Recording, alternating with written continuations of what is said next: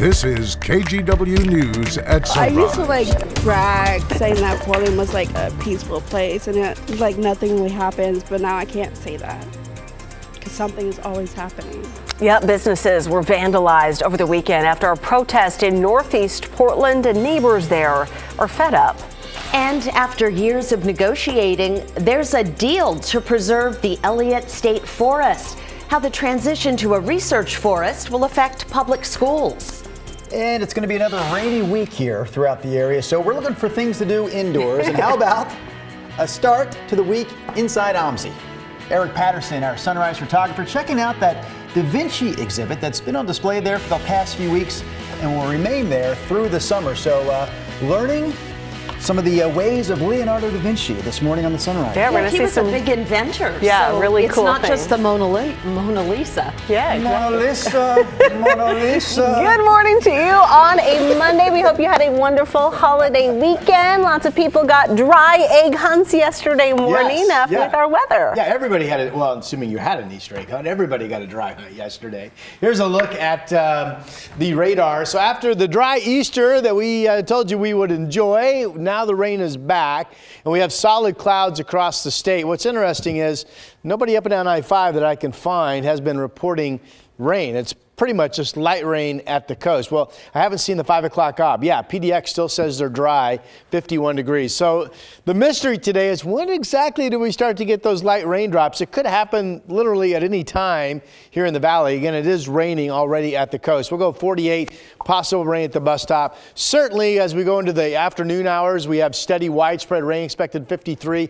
The front comes in between 2 and 3. That'll be a heavy rain band with some gusty winds. Right about the time the kids, some of them are getting out of school, it'll be about 50 degrees at that time. So the rain is back. Oh, in a big way. Forecast. Thank you very much, Rod.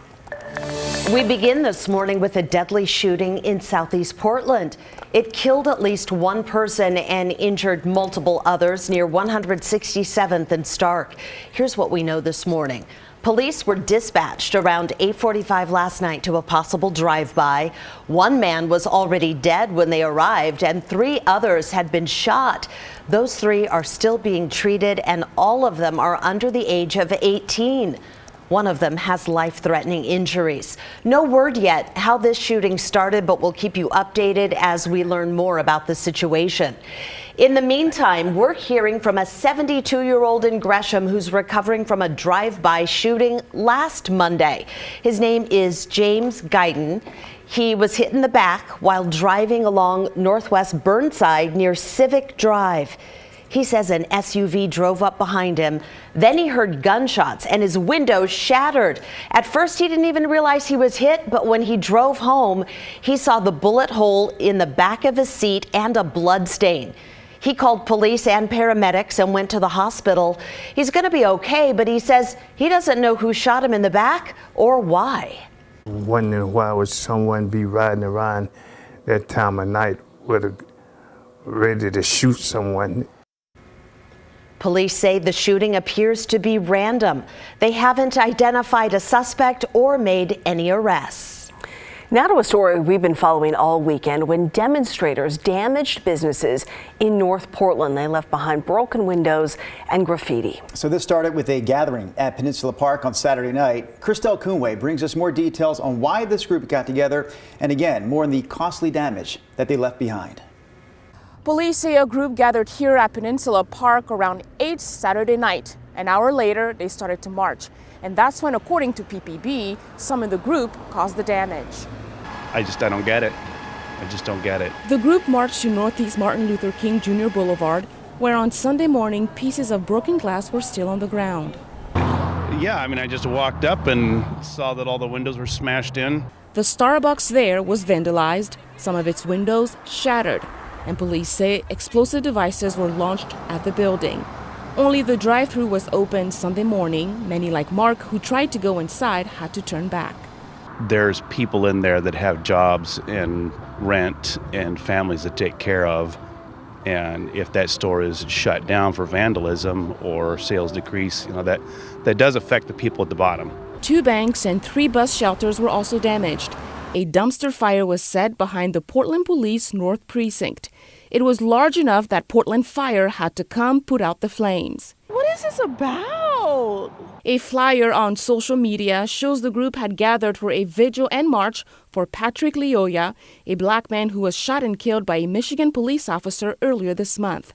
This isn't the place it used to be.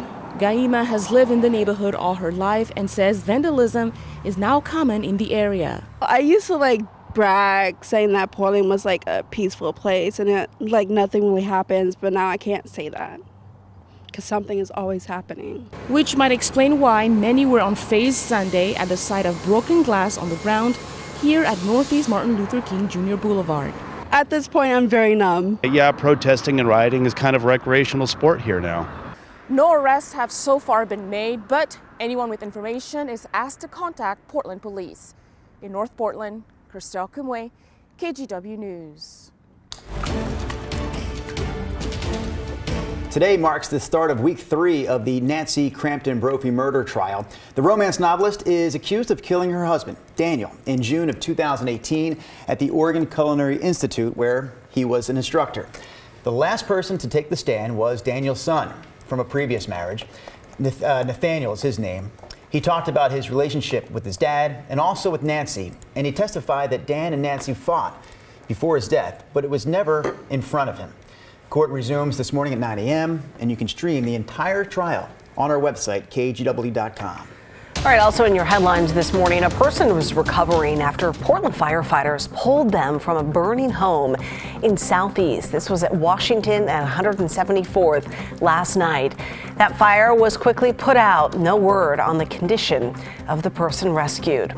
A big construction project gets underway today along I-84 in the Gorge. ODOT will be repairing Tooth Rock Tunnel and repaving 13 miles of the interstate between Multnomah Falls and Cascade Locks. Starting today through mid-May, exit 41 will be closed to drivers. A lot of people use that exit to hike the Eagle Creek Trail. That trail will remain open to the public. Work is weather dependent, so ODOT suggests checking Trip Check for the latest on the closure. The musical Hamilton will resume tomorrow at Portland's Keller Auditorium after a flu outbreak forced the show to cancel all its weekend performances. It was a huge disappointment for a lot of local fans who've been waiting 2 years to see it. A few we talked to didn't even know it was canceled until they showed up Saturday. Anyone who missed a performance, hold on to those tickets. They're working to reschedule and will send out emails with details. The cast has the day off today. They plan to return to the stage tomorrow at 7:30 at the Keller. And those are some of your morning headlines.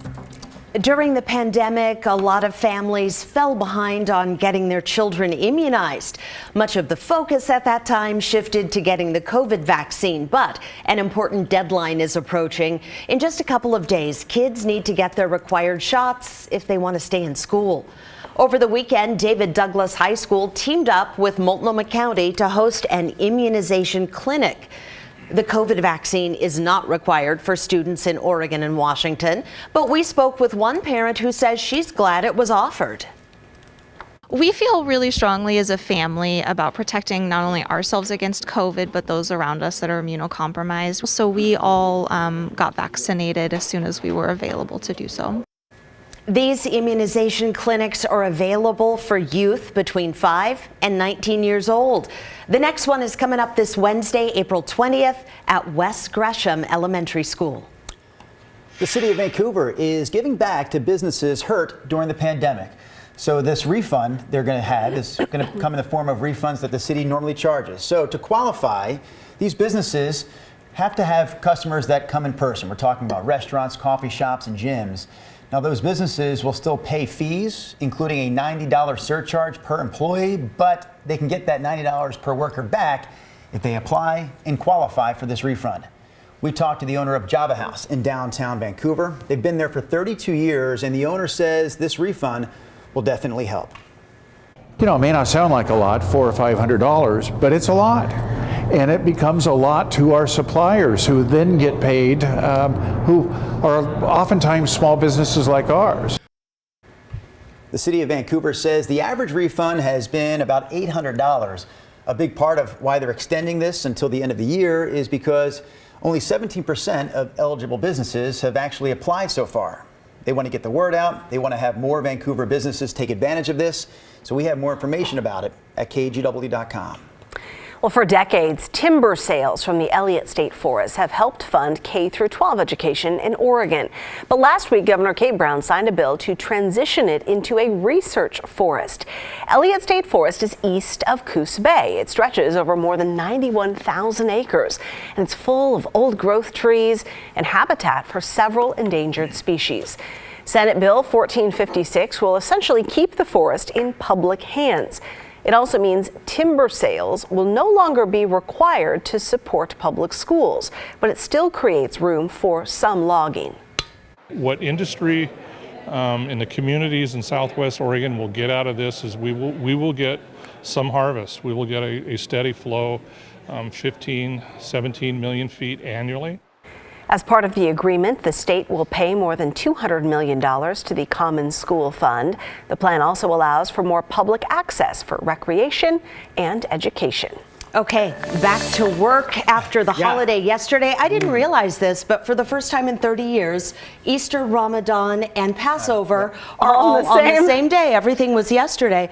Rob looked at me before the show and he goes, I'm feeling sluggish today. I ate so much yesterday. He ate for all 3 holidays. Yes, he did. Yes, yeah, so now I feel better about myself. That's why. There you go. Mr. Carney, you asked what before the morning meeting this morning? 3:45 in the stinking morning, which is when we all gather for the first time. I said, Rod, is this shaping up to be the wettest April ever? And I said I haven't looked yet, but I would by the time the show started. And here it is. All right.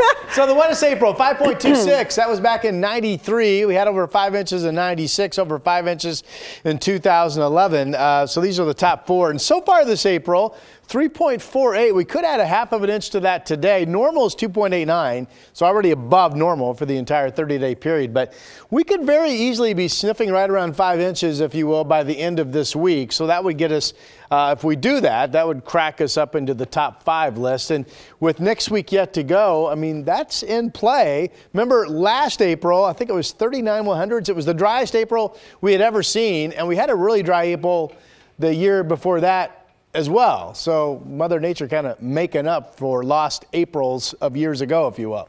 All right, here's the fetch of moisture coming in today. It's a solid cloud band. All of Oregon and Washington reporting cloudiness. Light rain being reported at the coast. In fact, I haven't seen any surface reports saying, hey, the rain's actually making it to the ground. Radar's showing it is, but haven't seen reports of that. So there's some question as to when we start to see the first raindrops this morning. It will happen during the morning hours. Here's Futurecast. Futurecast likes 9, 10 o'clock this morning. Could be earlier than that, though. And then the front comes into Portland between 2 and 3. So there's a heavy rain band. This is 2 o'clock this afternoon. So that early to mid-afternoon is when the heaviest of the rains will be falling, some gusty winds. And then eventually this afternoon, heavy rain picks up over the Cascades as well. Winter weather advisory through tomorrow morning for the high country. 4,000 feet, 5 to 10 inches through tonight. Mount Hood resorts of 5,000 and above could see 10 to 15 inches of snow. Real quick, here are your morning numbers. With the cloud cover, nobody's freezing. In fact, we're 51 degrees in Portland, 54 today with the rain coming. Back to hail and thunder tomorrow. Hey, we're so used to that. And then we have another front bringing some steady rain on Wednesday. That's it for now. Yeah, it was rumbling on Saturday. Thank you, Rod. Well, this is an important benchmark in Oregon basketball history coming up this morning on Sunrise. Hear how one game changed the course of the sport here.